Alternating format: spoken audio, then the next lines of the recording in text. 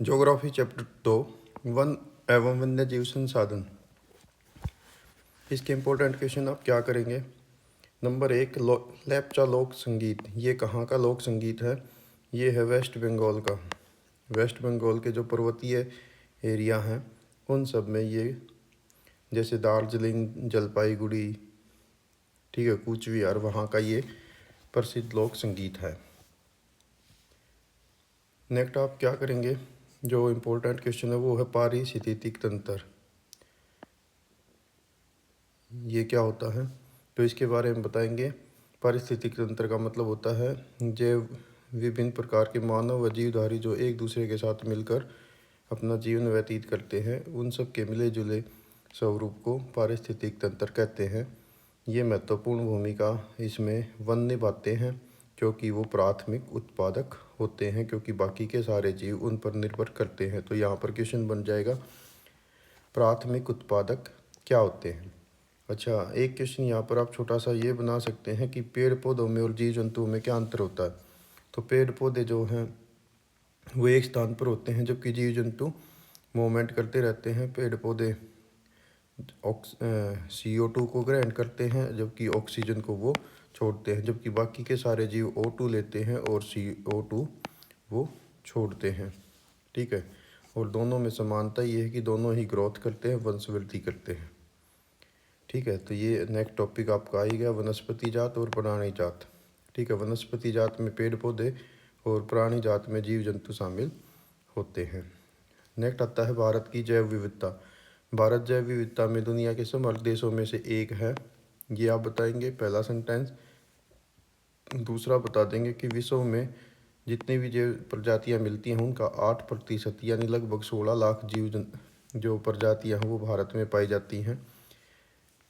Next आप बताओगे कि यहाँ पर जो जैव विविधता मिलती है उसमें वनस्पति जात और प्राणी जात दोनों एक दूसरे के साथ गहन जीवन निर्वाह करते हैं, यानी वो एक दूसरे के साथ गुथे हुए हैं, एक दूसरे के ऊपर निर्भर वो करते हैं। नेक्स्ट इसी प्रकार से आपका टॉपिक आएगा, भारत में वन व वन्य जीव का संरक्षण।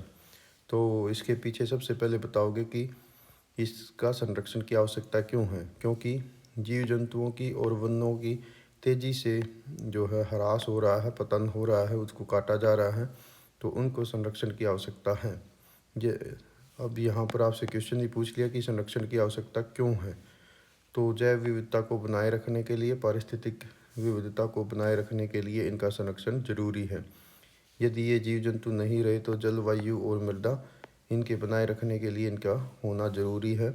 ये जीव, वनस्पति और पशु जेनेटिक विविधता को बनाए रखने में महत्वपूर्ण भूमिका निभाते हैं। इन्हीं पर हमारी कृषि और हमारी फसलें निर्भर करती है, जिसके ऊपर हमारा जीवन भी निर्भर करता है। जलीय जैव विविधता मोटे तौर पर मछली पालन बनाए रखने पर निर्भर करती है। तो आप ऐसे ऐसे छोटे छोटे पॉइंट इसमें बनाकर बता सकते हैं।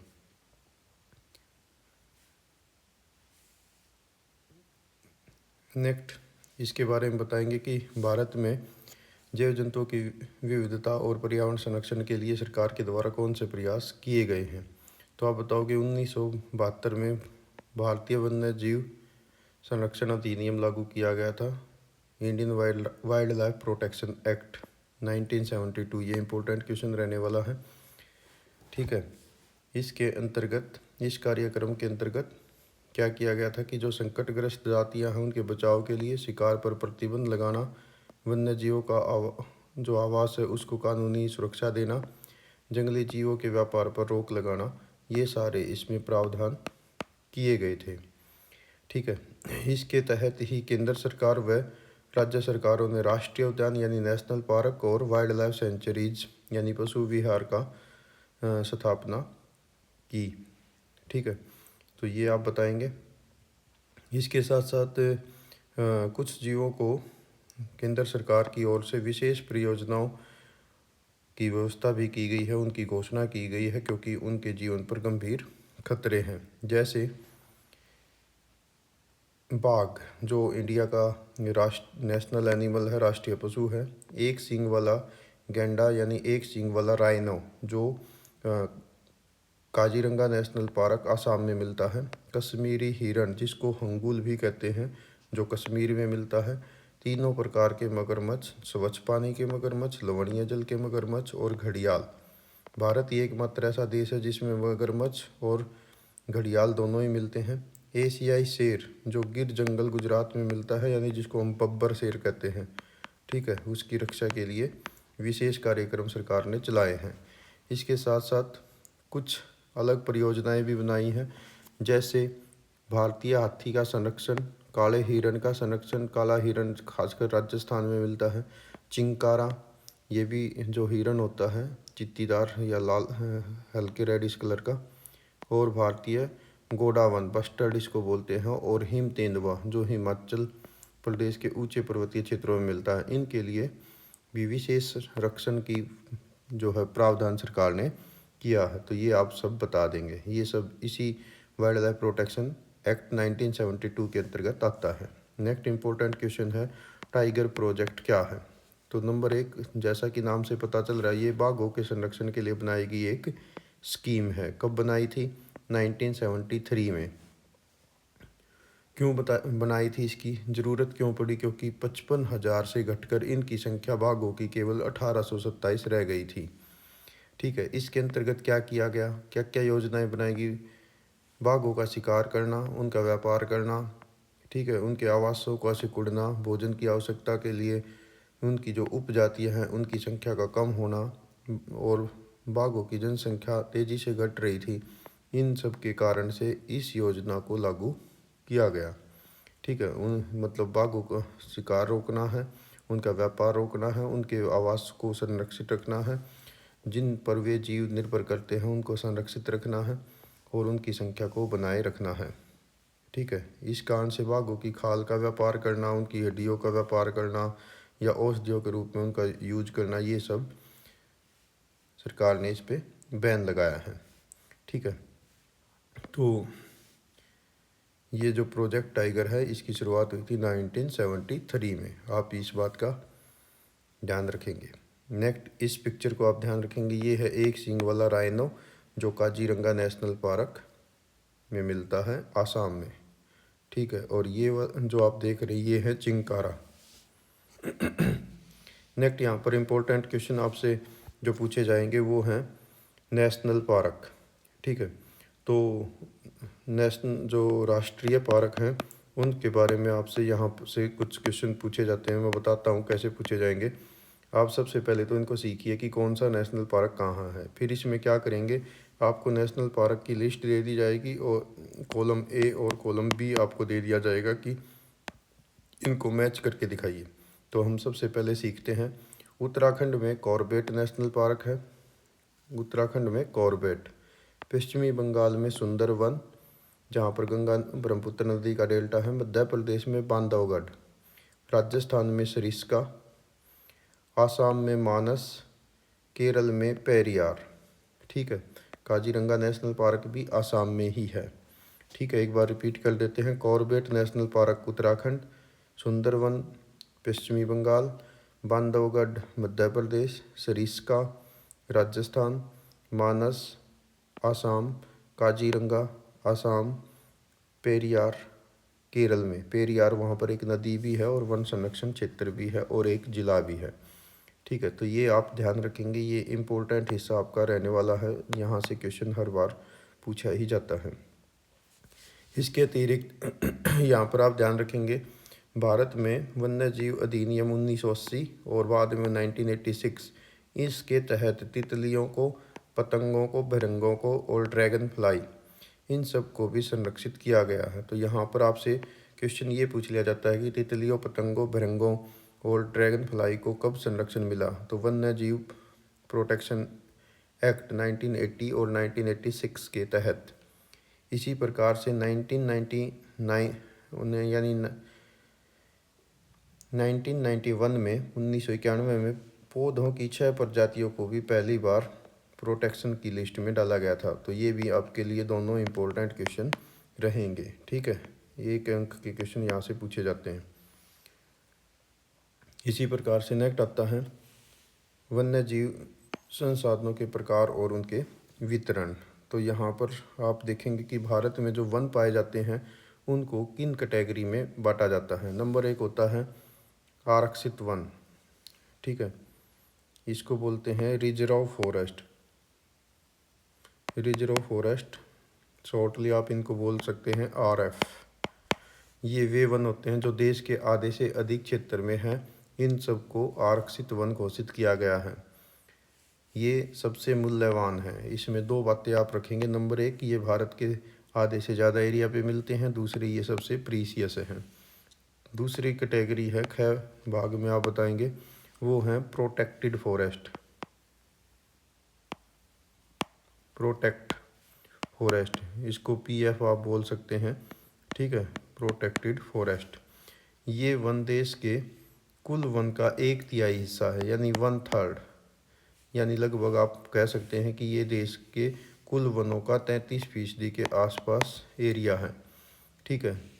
इन वनों को और अधिक नष्ट होने से बचाने के लिए इनको प्रोटेक्टेड फॉरेस्ट कैटेगरी में रखा गया है। अब बाकी के जितने भी वन बच गए हैं उनको हम कहेंगे अनक्लासिफाइड फॉरेस्ट, यानी जिनको किसी भी कैटेगरी में शामिल नहीं किया गया है, ठीक है। ये हो जाएंगे अवर्गीकृत वन। अब यहाँ पर इम्पोर्टेंट बात आपने सीख लेनी क्या, कि इन तीनों कैटेगरी से रिलेटेड आपने आगे सीखना है कि आरक्षित और रक्षित वन, यानी प्रोटेक्टेड फॉरेस्ट और रिजर्व फॉरेस्ट, ये वन स्थायी वन होते हैं जिनका रख रखाव इमारती लकड़ी, अन्य वन्य पदार्थों और बचाव के लिए किया जाता है। ये आपके लिए इम्पोर्टेंट रहेगा। इसी प्रकार से नेक्स्ट इम्पोर्टेंट क्वेश्चन है, मध्य प्रदेश में स्थायी वनों के अंतर्गत सर्वाधिक क्षेत्र है। ये इम्पोर्टेंट क्वेश्चन है। इसी प्रकार से आप यहाँ बताएंगे जो प्रदेश के कुल वन क्षेत्र का 75% है, मध्य प्रदेश की बात है ये। इसी प्रकार जम्मू कश्मीर, आंध्र प्रदेश, उत्तराखंड, केरल, तमिलनाडु, पश्चिमी बंगाल, महाराष्ट्र, इनमें भी वनों का बड़ा अनुपात मिलता है। तो आपसे क्वेश्चन पूछा जाता है कि वे राज्य कौन से जहाँ पर वन ज़्यादा मिलते हैं, तो सबसे ज़्यादा मध्य प्रदेश, बाकी के ये सब राज्य आप बताएंगे। इसके विपरीत पूछा जाएगा कि उन एरिया का नाम बताए या उन राज्यों का नाम बताए जहाँ पर रक्षित वनों का एक बड़ा अनुपात है। प्रोटेक्टेड फॉरेस्ट, बिहार, हरियाणा, पंजाब, हिमाचल प्रदेश, ओडिशा, राजस्थान, यहाँ पर कुल वनों में से रक्षित वनों का बड़ा हिस्सा है, यानी यहाँ पर वनों को ज़्यादा प्रोटेक्टेड किया गया है, क्योंकि यहाँ पर पंजाब, हरियाणा, इन सब में एग्रीकल्चर का एरिया है। इसी प्रकार हिमाचल में भी वनों को प्रोटेक्टेड किया गया है। पूर्वोत्तर के कुछ राज्यों में भी ऐसा ही है। इसी प्रकार से यहाँ पर आप कभी कभी इस पिक्चर से भी पढ़ लेंगे, ये घड़ियाल से रिलेटेड हैं। इनकी पॉपुलेशन जो है 1970 के बाद सबसे कम हुई है, तो उसके पीछे, और ये नॉर्मली यमुना बेल्ट में भी काफ़ी मिलते हैं। नेक्स्ट आता है वन, ये नॉर्मली पढ़ लेना लास्ट सेंटेंस। अगला आता है समुदाय और वन संरक्षण, जो हमारी कम्युनिटीज़ हैं वो वनों को कैसे प्रोटेक्टेड करती हैं, तो ये भी इम्पोर्टेंट है। इस टाइप का क्वेश्चन 5 नंबर में आम तौर पर पूछा जाता है, जहाँ पर नॉर्मली पैराग्राफ होगा, आपने इसको पॉइंटों में कन्वर्ट कर लेना है। जैसे वन संरक्षण की नीतियाँ हमारे देश के लिए बनाई गई हैं, ये कोई नई बात नहीं है, फिर भी हमारे देश में मानव समाज जो है वनों को और जीव जंतुओं को बचाता रहा है, जिसमें स्थानीय समुदाय के साथ साथ सरकारी अधिकारी भी इस कार्य को मिलकर कार्य करते हैं। जैसे सरिस्का बाघ रिजर्व, राजस्थान के गांव के लोगों ने वन्य जीव संरक्षण अधिनियम के तहत वहां पर खनन को बंद कराने के लिए प्रयास किया, ठीक है। तो ये आपके लिए हो जाएगा। तो यहाँ एक पैराग्राफ बनाइए, ये इंट्रोडक्शन हो जाएगा आपके क्वेश्चन का। यहाँ पर पहला पॉइंट आप बता देंगे। इसी प्रकार से राजस्थान के अलवर ज़िले में 5 गांव के लोगों ने 1200 हेक्टेयर भूमि को भैरव देव डाको सेंचुरी के रूप में घोषित कर दिया, ठीक है, जो अपने ही नियम कानून हैं, जहाँ पर शिकार वर्जित है और बाहरी लोगों की घुसपैठ उन वन क्षेत्रों में प्रोहिबिटेड है, मनाही है। इसी प्रकार से आपने, ये सेकंड पॉइंट हो जाएगा। इसी प्रकार यहाँ से आप तीसरा पॉइंट बना सकते हैं कि हमारे जितने भी जो रीति रिवाज हैं या घरों में जो भी हम पूजा पद्धति, शादी समारोह आदि करते हैं, उसमें भी हम जीव जंतुओं का बचाव करते हैं। जैसे प्रकृति की पूजा करना, इसी प्रकार से पवित्र पेड़ों के झुरमुटों को देवता के रूप में पूजना, इसके साथ साथ जैसे आप यहाँ से कुछ एग्जाम्पल दे सकते हैं, छोटा नागपुर पठारी प्रदेश, झारखंड, बिहार, उड़ीसा को कुछ क्षेत्र जहाँ पर मुंडा और संथाल जनजातियाँ महुआ और कदम के पेड़ की पूजा करते हैं, ये आपके लिए इम्पोर्टेंट रहेगा। उड़ीसा और बिहार की जनजातियाँ शादी के दौरान इमली और आम के पेड़ की पूजा करते हैं। इसी प्रकार से उत्तर पश्चिम भारत में ज़्यादातर लोग पीपल, वट वृक्ष, ठीक है, इन सब की, नीम की, आम की, ठीक है, राजस्थान में खेजड़ी की, इन सब की हम पूजा करते रहे हैं। तो इस प्रकार से पेड़ों का बचाव करते हैं। यहाँ से आप देख सकते हैं एक तीसरा पॉइंट एग्जाम्पल, राजस्थान का बिश्नोई समाज, काले हिरण, चिंकारा, नीलगाय, मोरों के झुंड उनके घरों में, गाँव में आमतौर पर देखे जाते हैं। ठीक है, इसी प्रकार से भारत के लोग विभिन्न प्रकार के बंदरों, लंगूर बंदरों को भी पवित्र मानकर हमेशा से पूजते आए हैं। आपने भी देखा होगा शादी समारोह में घर के मुख्य द्वार पर पेड़ के पत्ते जो है वो लटका दिए जाते हैं, या जब कोई भी हम नवरात्रि आदि करते हैं तो जो हमारा पानी का बर्तन होता है उस पर भी हम आम के पत्ते रखकर ही नारियल रखते हैं। इसी प्रकार और भी कई सारी एक्टिविटी ऐसी रहती है जिसमें हम पेड़ पौधों की पूजा करते हैं। नेक्स्ट ऐसा ही एक एग्जाम्पल आप यहाँ से देंगे, हिमाचल प्रदेश से चिपको मोमेंट। ठीक है, वहाँ पर सुंदरलाल बहुगुणा, ठीक है, सुंदरलाल बहुगुणा और गोरा देवी, ठीक है, एक लेडीज़ थी गोरा देवी, इन्होंने वहाँ पर उत्तराखंड में चिपको मूवमेंट की शुरुआत की थी, क्योंकि वहाँ पर जो ब्रिटिश अधिकारी थे वो वनों को काटना चाहते थे, या सरकार जो है वनों को काटना चाहती थी, तो जिसके कारण स्थानीय लोगों ने उनका विरोध किया और पेड़ों का आलिंगन किया, यानी पेड़ों को उन्होंने चारों तरफ से अपनी उसमें बाहों में ले लिया, और इसको कहते हैं चिपको मोमेंट। तो धीरे धीरे सरकार ने अपने कानून को वापस लिया और वनों की कटाई को रोक दिया। इसी प्रकार का एक आंदोलन आंध्र प्रदेश, कर्नाटका में भी चला था, जिसको अपीको आंदोलन कहते हैं। ठीक है, वहाँ पर इसका नाम था अपीको, अपीको आंदोलन। ठीक है, ये है कर्नाटक। ठीक है, ये आप बता देंगे। इसी प्रकार से आप यहाँ पर बता सकते हैं टिहरी उत्तराखंड में ही बीज बचाओ आंदोलन चला और वहाँ पर नवधान्य मूवमेंट भी शुरू किया गया था। लास्ट यहाँ पर एक और आप बताएंगे, सरकार ने एक काम और किया था, वो था भारतीय संयुक्त वन प्रबंधन कार्यक्रम। ठीक है, संयुक्त वन प्रबंधन कार्यक्रम, ये इसकी शुरुआत की थी 1988 से, 1988 से ओडिशा राज्य से। ठीक है, ये गवर्नमेंट की तरफ से ही चलाया गया था। इसी प्रकार आप यहाँ पर एक क्वेश्चन पढ़ेंगे, पेड़ एक विशेष असीमित दयालु उदार पूर्ण जीवधारी है जो अपने सतत पोषण के लिए कोई मांग नहीं करता, यानी वो कुछ भी मांगता नहीं है पेड़, जबकि वो दानशील अपने जीवन की क्रिया को भेंट करता है। जैसे ऑक्सीजन देता है, पत्तियाँ देता है, फल देता है, फूल देता है, लकड़ी देता है, यानी पेड़ जो है हमेशा कुछ ना कुछ दानशीलता का कार्य करता रहता है। यह सभी की रक्षा करता है और स्वयं पर कुल्हाड़ी चलने वाले विनाशक को भी छाया देता है, यानी पेड़ को काटने वाला भी पेड़ की छाया में बैठ सकता है। ये कथन किसके हैं? तो ये कथन है गौतम बुद्ध के। तो ये भी कई बार आपके क्वेश्चन में आ जाता है कि ये कथन किसके हैं, बताइए। तो ये था आपका चैप्टर। ठीक है, तो इन सब को आप पढ़ लेंगे। हम आगे करेंगे चैप्टर नंबर 3।